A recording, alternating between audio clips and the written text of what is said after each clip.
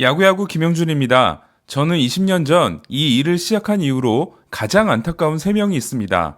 한 명은 누군지 짐작되는 분들도 있으실 텐데요. 맞습니다. 한동안 제 사랑을 독차지했던 엘버트 푸올스입니다. 다른 2명은 모두 포수인데요. 조 마우어와 버스터 포지입니다. 저는 2010년 매거진 S 마우어 특집에서 신이 설계도를 펼쳐놓고 하나하나 정성을 다해 만든 포수가 있다면 바로 그라고 생각한다. 라는 조 매든 감독의 말을 인용한 적이 있는데요. 마우어는 비록 뇌진탕 부상 이후 2,300만 달러를 받는 똑딱이 일루수가 됐지만 프랜차이즈의 해체를 막아낸 선수였기 때문에 세너터스를 제외한 트윈스 역사에서는 커비 퍼켓 다음의 위치가 아닐까라는 생각을 합니다. 마우어에 대해서는 다음에 좀 더 자세하게 이야기를 할 텐데요. 오늘의 주인공은 버스터 포지입니다. 포지는 조지아주 리카운티 출신인데요. 당연히 애틀랜타 팬으로 자랐습니다.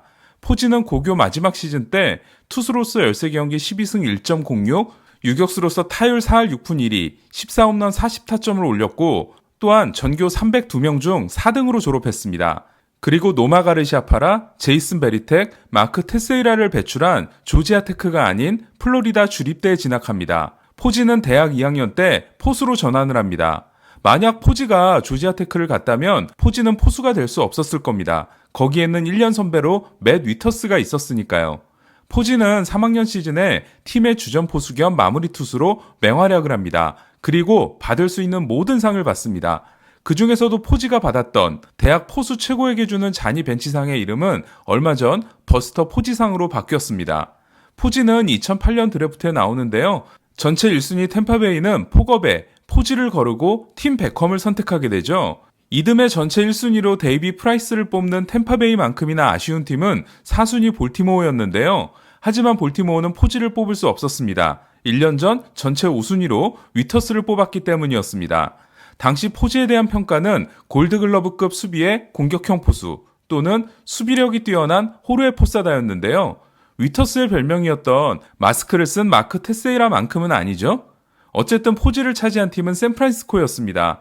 2010년 린스컴을 10순위, 2007년 벙가너를 10순위로 뽑은 샌프란시스코는 2008년 포지를 전체 5순위, 그리고 브랜든 크로포드를 4라운드에서 뽑는 대박을 터뜨립니다. 그리고 샌프란시스코의 역사가 달라집니다. 1954년 뉴욕에서 거둔 마지막 월드시리즈 우승 이후 55년 동안 우승하지 못했던 샌프란시스코는 포지가 신인왕을 차지한 2010년 56년 만에 월드시리즈 우승을 차지합니다.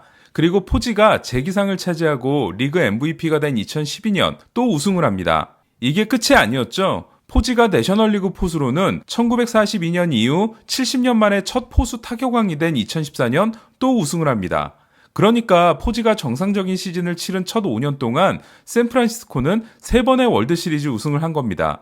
포지의 커리어 첫 6년은 첫 5년 동안 4번을 우승한 데릭 지터와 정말 비슷했는데요. 양키스 역시 지터가 신인왕이 된 1996년 시즌에 18년 만에 월드시리즈 우승을 차지한 바 있습니다. 샌프란시스코가 포지에게 반했던 건 대학 시절부터 철철 넘쳤던 카리스마와 리더십이었는데요. 포지는 주장이었던 3학년 시즌에 팀이 졌는데도 선수들이 희희락락한 분위기를 보이자 클럽하우스를 다 때려부셨다는 일화를 가지고 있습니다. 그 순해 보이는 얼굴을 가지고 말이죠. 포지는 루키 시즌인 2010년 월드시리즈 우승 퍼레이드에서 이런 말을 합니다. 멋진 승리였습니다. 우리 딱 5분만 놀고 다음 시즌을 준비합시다. 포지는 그야말로 완성형 포수였습니다. 2016년에는 야디에르 몰리나의 9년 연속 골드글러브 수상을 저지함으로써 신인왕, 리그 MVP, 타격왕, 실버슬러거, 골드글러브, 재기상과 함께 본즈가 하나도 따내지 못한 3개의 우승 반지를 확보하게 됩니다. 이 모든 일은 데뷔 8년, 풀타임 7시즌 만에 만들어진 일이었습니다. 그런데 포지에게 문제가 생깁니다. 바로 수많은 훌륭한 포수들의 커리어를 끝내버린 부상이었습니다. 마우어의 누구보다도 완벽했던 포수 커리어를 끝장내버린 게 뇌진탕 부상이었던 것처럼 포지도 2017년 첫 번째 뇌진탕 부상을 통해 문제가 생기기 시작하는데요. 골드글러브를 따냄으로써 트로피 진열대를 모두 채운 바로 이듬해였습니다. 그리고 2018년부터는 엉덩이에 문제가 생기는데 이게 포지의 고질병이 되고 맙니다.